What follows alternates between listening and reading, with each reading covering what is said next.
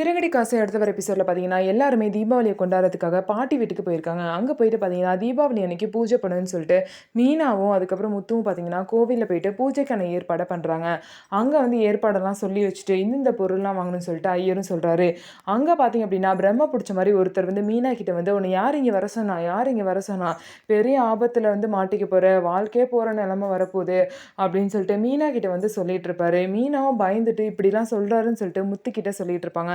அவரே ஏதோ பிரம்ம புடிச்ச மாரி இருக்காரு. அவர் சொல்றதெல்லாம் நீ கண்டுக்காதன்னு சொல்லிட்டு முத்து சொல்றாரு. ஆனா என்ன நடக்க போகுது அப்டின்னா, இந்த மாரி ஃபர்ஸ்ட்டு வந்து பார்த்தீங்கன்னா, ரோகிணி தான் வந்து மீனா கிட்ட வசமா மாட்ட போறாங்க. ரோகிணி பார்த்தீங்க அப்டின்னா, கிறிஷோட அம்மா, கிறிஷோட பாட்டி எல்லாருமே வந்து பார்த்தீங்கன்னா, பூஜை பண்ணிட்டு இருப்பாங்க. ரோகிணியோட அம்மா கிருஷி எல்லாரும் உட்காந்து அவங்க அப்பாக்கு பார்த்தீங்க அப்டின்னா, தவசம் பண்ணிட்டு இருப்பாங்க. அப்ப வந்து மீனா எதார்த்தமா குளத்துல தண்ணி எடுக்கலான்னு வருவாங்க. அப்ப பார்த்தீங்கன்னா, ரோகிணிய பார்த்துருவாங்க. என்ன ரோகிணி இங்க உட்காந்துருக்காங்கன்னு சொல்லிட்டு ரொம்பவே ஷாக் ஆயிருவாங்க. அது மட்டும் இல்லாம கிருஷியோட பாட்டி பார்த்தீங்கன்னா, இவ எனக்கு ஒரே பொண்ணு கல்யாணி, ஒரே பேரு கிருஷ் அப்படின்னு சொல்லிட்டு சாமியார் கிட்ட சொல்லுவாங்க. இத மீனா வந்து கேட்டுருவாங்க. இப்படி குடும்பத்தையே ஏமாத்திருக்கேன்னு சொல்லிட்டு மீனா பார்த்தீங்கன்னா, ரோகிணிய வந்து ஓங்கி அற விடுவாங்க.